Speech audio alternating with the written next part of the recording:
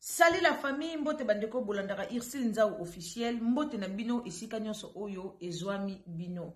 Bandeko nanga après ba audio o ebimaki, après ba vidéo o ebimaki, après ba vidéo oyo vraiment ebimaki na internet, pona kolobela mama na biso Deborah Lukalu, après ba prophétie oyo ser moko ayaki nango na internet nazo bosa na rafama, kombo ya siar wana azali bongo mama prophétesse o ayaki na ba prophétie na internet concernant mama na biso Deborah Lukalu.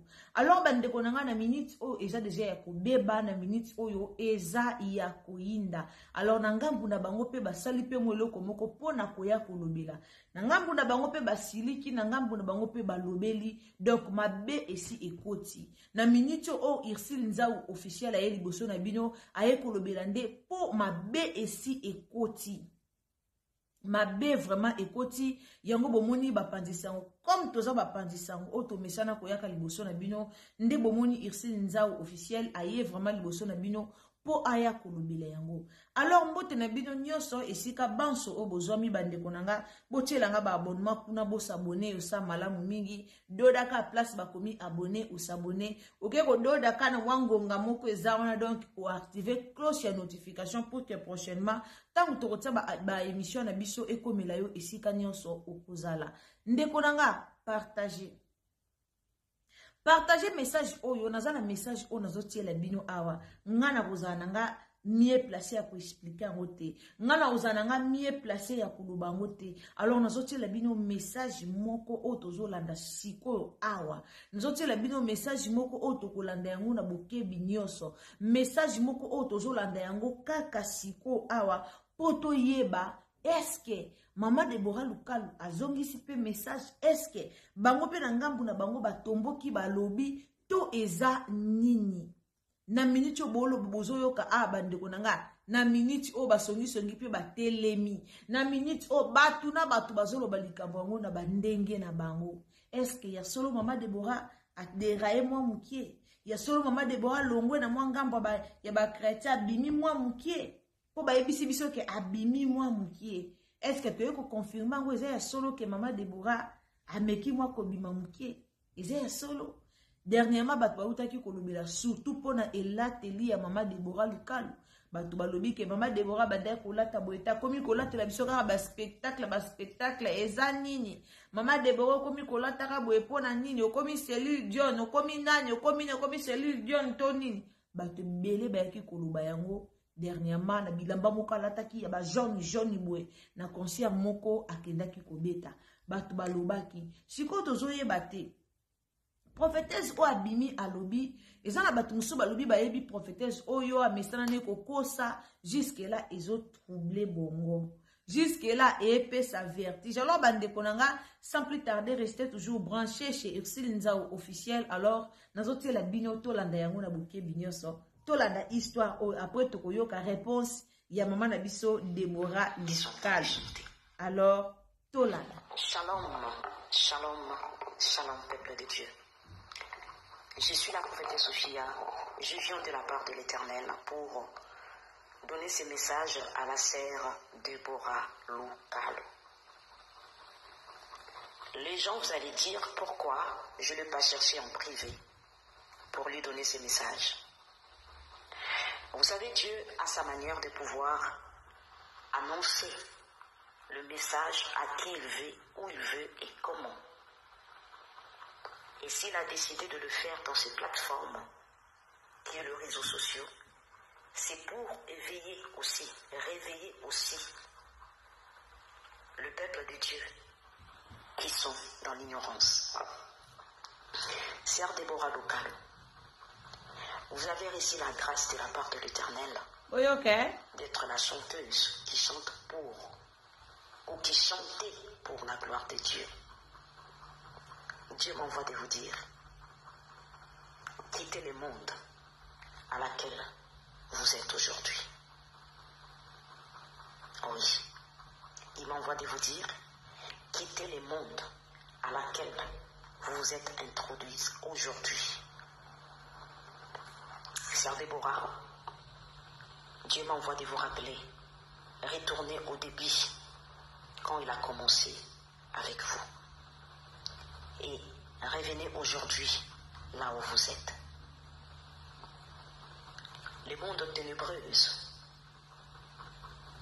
vous utilisent aujourd'hui parce que vous êtes consciente que vous ne chantez plus pour la gloire de Dieu. Vous êtes consciente que vous avez fait le pacte ténébreux pour ramener les cœurs des enfants de Dieu à louer un Dieu de ténèbres. Vos chansons ne sont plus pour la gloire de Dieu. Depuis le jour où vous vous êtes décidé d'entrer dans ces plateformes qu'on appelle Madjabou, vous avez décidé de vendre votre âme à cause du succès. Le succès, c'est Dieu qui le donne. Dieu m'envoie de vous interpeller. La voix, c'est lui qui vous a donné cette voix. C'est pour sa gloire. Mais aujourd'hui, vous citez le nom de Dieu. Vous citez le nom de Jésus. Il m'envoie de vous poser la question.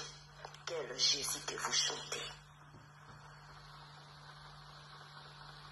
Vos chansons ne ramènent pas les gens dans l'adoration de l'Éternel. Mais vous venez pour pouvoir distraire le peuple de Dieu à être dans la distraction. Parce que ce qui sort de vos bouches, ce n'est plus la gloire de Dieu. Mais c'est le venin du serpent qui est en train d'entraîner beaucoup des enfants de Dieu dans la distraction. Dieu vous aime et vous vous êtes détourné de lui. Ce qui me demande de vous dire, revenez vers Dieu.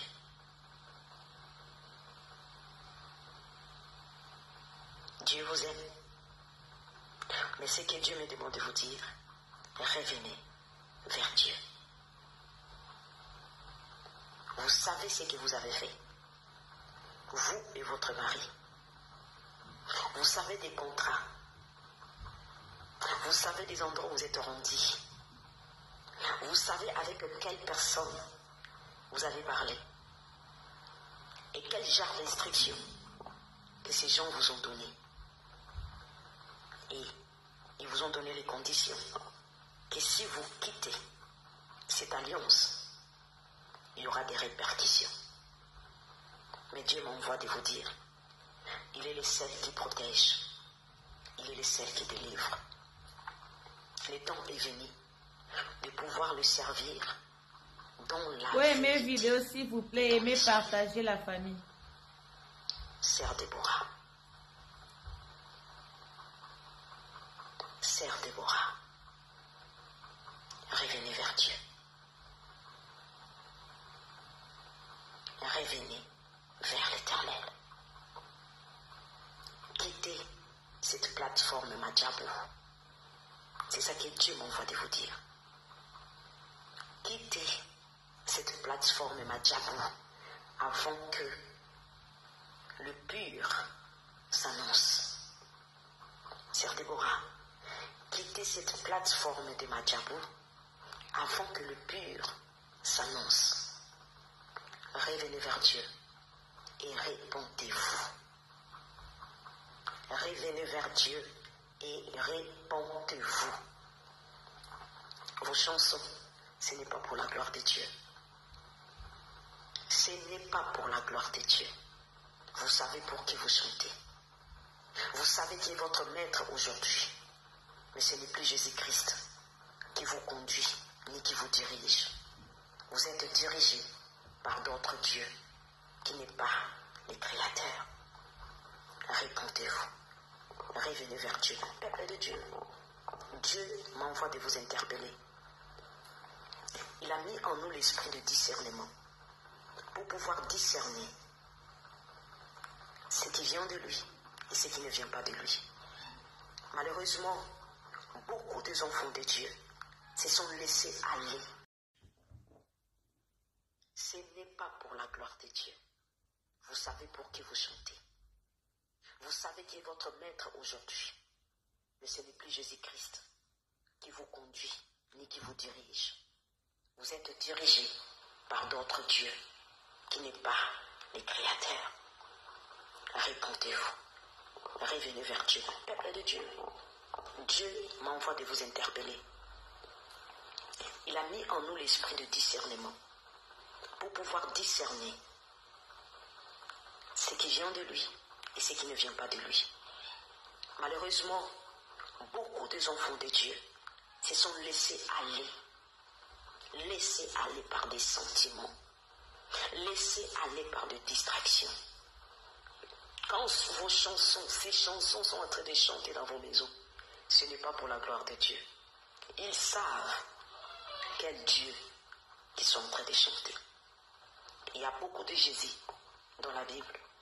Mais notre Jésus-Christ s'appelle Jésus-Christ de Nazareth, fils de David. Est-ce que Déborah continue de servir ce même Dieu? Non. Parce que si Dieu m'envoie de pouvoir lui dire de se repentir et de revenir vers lui, ce qui veut dire que Déborah s'est détournée de l'appel de l'Éternel. Que Dieu vous bénisse. Bando nanga toyoki touti koyoka biso nyonso awa toyoki nasir bozui vraiment temps ya Rolanda message oyo nasir tout le monde azui temps ya Rolanda message oyo mama na biso uti koloba pona la sœur Déborah Lukalo sikoyo quant à nous pongande na bona koloba nanga teke message o balobi pona mama Déborah Lukalo bomoni eza ya solo eza bwebwe na koloba nanga bongo te toyebite lelo na internet yango to comme na ba prophète tellement ebele to na ba prophétesse ebele to na ba prophète ebele toyeba lisute nani oyo aoloba vérité nani azo sala prophétie ya bien nani azo ya na prophétie lukuta toyeba lisute soki toyeba te eza parce que bokomi nde ebele bokomi tellement ebele mutu muso akoya na prophétie ya solo mais tellement que bokomi ebele ezoyebana te nani aoloba ya solo ezoyebana nango te nani azoloba ya lukuta boti koyoka prophétie oyo pona mama na biso Déborah Lukalo siko ye moko asala examen de conscience ye moko ayebi soki ezake akotaki ba gris ka ndenge bozoloba wana ndenge message ebimi ye moko ayebi lelo bat bakoma considérer biso ba message ya bakuté bat bazo so ba message en considération te parce que ba faux témoignage et koma ebele ba faux prophète babima ebele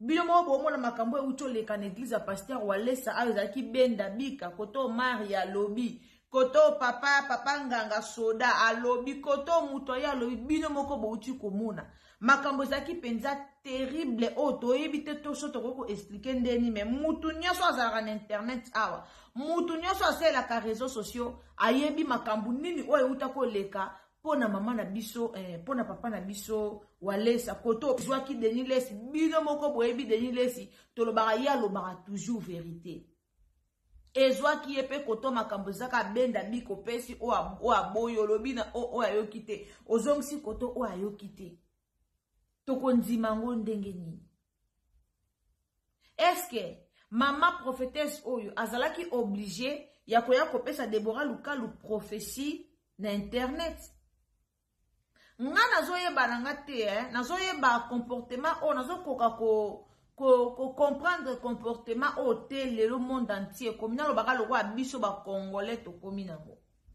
to komi na bizaleli moko soko zwili mutu prophétie ole oleke pa mutu ngo mbala moko yo directement oye na internet na ebite pourquoi tozo salaka bongo nazo meka ko luka ko mekola koyeba pona nini comportement ya batu ekomi bongo mais jusqu'à présent na luka oyeba na comprendre te na oyeba te pona nini peuple congolais to komi na comportement wana et surtout mingi likambo eza na ba prophète na ba prophétesse bokomi ka soko zoli mutu révélation soko zoli mutu vision soko zoli mutu vision zoli mutu soki ni directement yo pelisi caméra nzamba yebisinga ndeku tozawana osela nzamba mabe osela nzamba faux eza ainsi dit l'Éternel eza nzambe ndalo bitoko ndima bino ndenge nini